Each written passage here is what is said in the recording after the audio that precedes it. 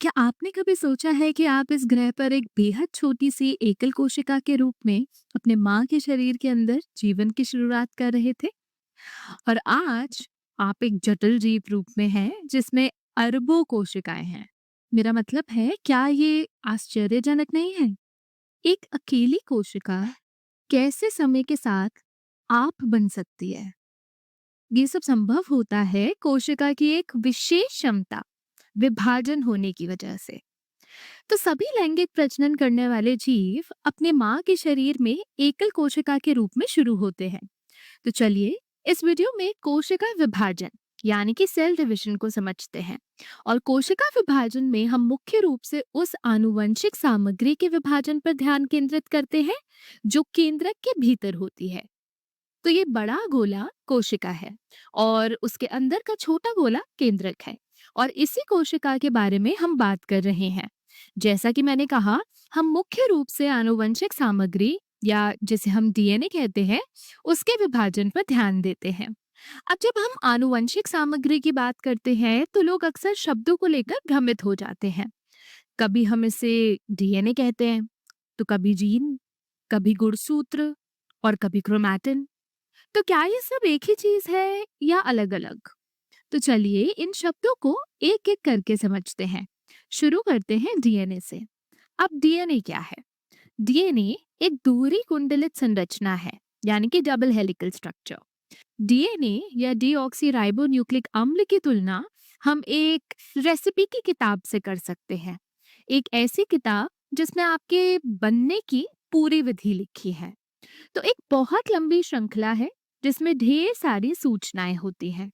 अब इस विशाल किताब को कई अध्यायों में बांटा गया है। तो चलिए एक अध्याय को चुनते हैं जो यहाँ से शुरू होता है और यहाँ खत्म होता है। और ये अध्याय आपकी आंखों के रंग के बनने की रेसिपी होता है। और शायद एक और अध्याय जो यहाँ स्थित है आपकी ऊंचाई के बारे में बताता है। और इन अध्यायों के लिए तकनीकी शब्द है जीन। तो जीन कुछ और नहीं बल्कि डीएनए की वो छोटी सी श्रृंखला है जिसमें आपके शरीर के किसी विशेष गुण की जानकारी होती है। अब जैसा कि हमने पहले कहा कि डीएनए की श्रृंखला बहुत बड़ी होती है। अगर हम केंद्रक के भीतर मौजूद सभी डीएनए की लंबाई जोड़ें तो वो लगभग 1.8 मीटर होती है।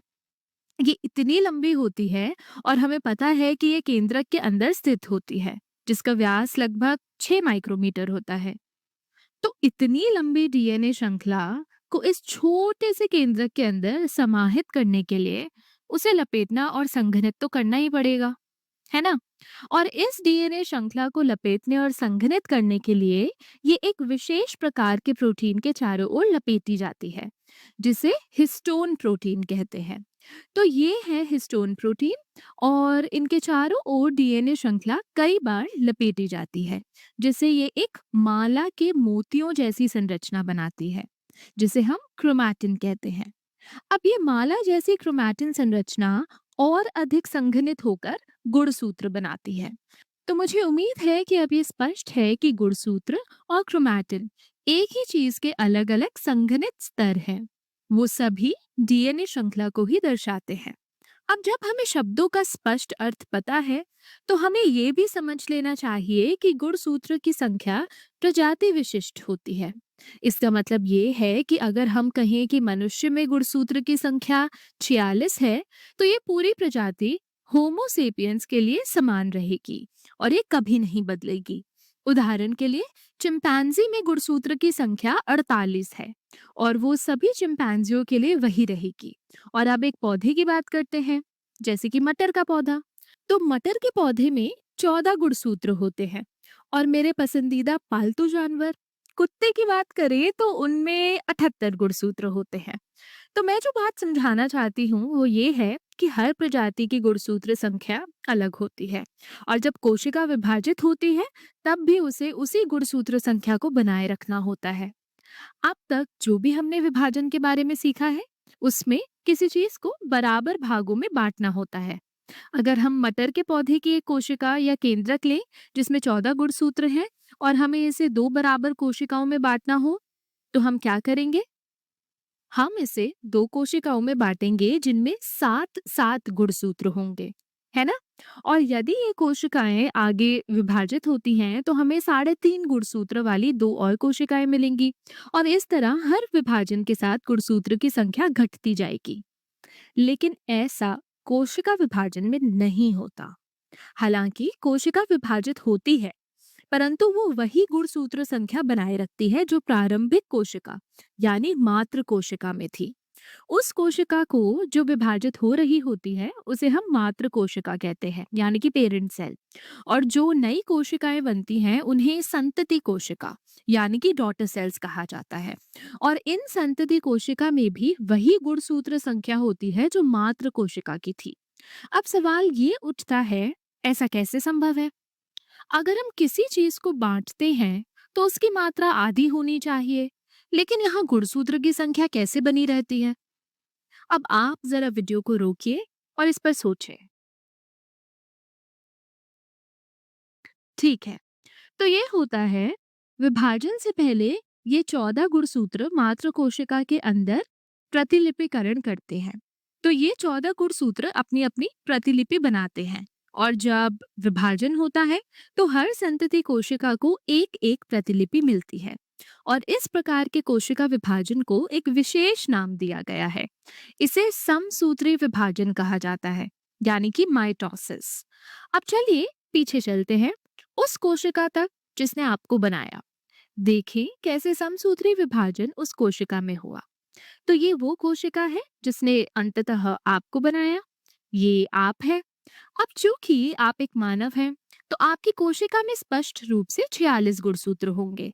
अब इन सभी गुणसूत्र का विभाजन दिखाना मुश्किल होगा, तो हम सिर्फ एक जोड़ी गुणसूत्र को दिखाते हैं, ये एक और ये दूसरी। अब आपने देखा होगा मैंने इन्हें अलग अलग रंग दिए हैं। ऐसा इसलिए क्योंकि आपके आधे गुणसूत्र आपके माँ से आते हैं और आधे आपके पिता से। और ऐसा कैसे हुआ उस पर अभी बात करेंगे, लेकिन अभी बस इतना जान लीजिए कि हमने आपकी पहली कोशिका से एक गुणसूत्र की जोड़ी ली है। अब देखिए कैसे ये गुणसूत्र विभाजित होते हैं। हर गुणसूत्र अपनी एक प्रतिलिपि बनाता है और शुरुआत में वो एक बिंदु पर जुड़े रहते हैं, फिर धीरे धीरे वो अलग होने लगते हैं। उनके जुड़ाव का बिंदु टूटता है और वो अलग अलग दिशाओं में चले जाते हैं। अब अगर हम इनके चारों ओर कोशिका झिल्ली बनाएं तो चित्र और स्पष्ट हो जाएगा।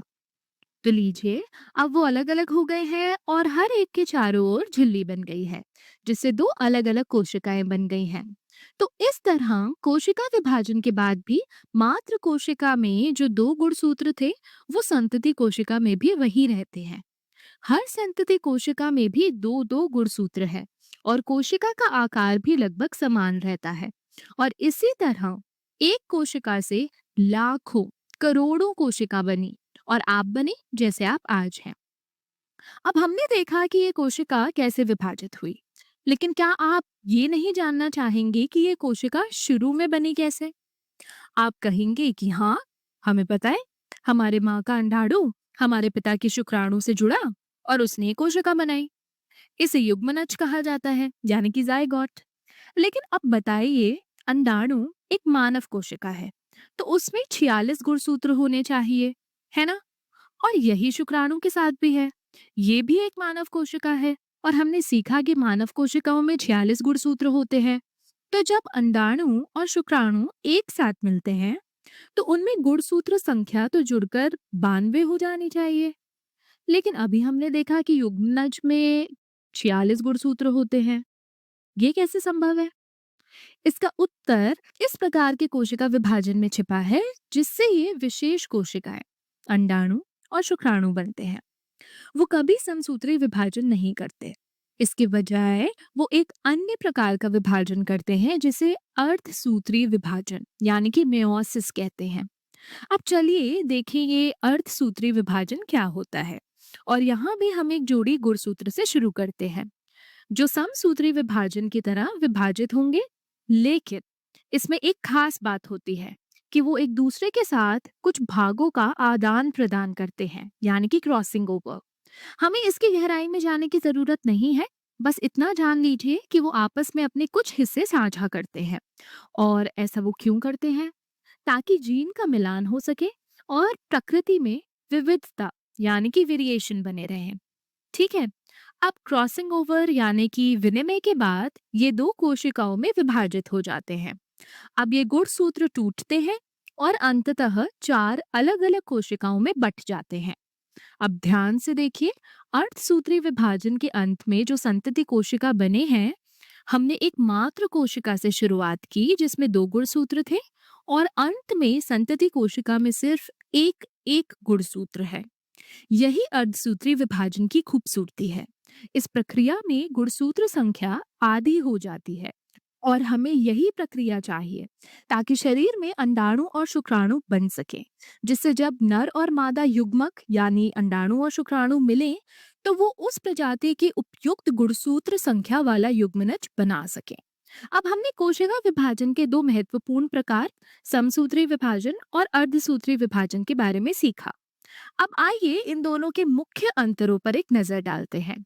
समसूत्री विभाजन में एक मात्र कोशिका से अंत में दो संतति कोशिका बनती हैं। अर्धसूत्री विभाजन में एक मात्र कोशिका से अंत में चार संतति कोशिका बनती हैं। समसूत्री विभाजन में संतति कोशिका में गुणसूत्र की संख्या मात्र कोशिका के बराबर होती है।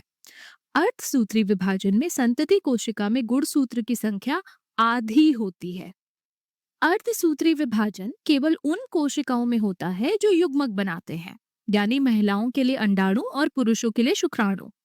समसूत्री विभाजन शरीर की सभी अन्य कोशिकाओं में होता है, जैसे शरीर की वृद्धि, ऊतकों की मरम्मत और पुरानी कोशिकाओं को बदलने के लिए।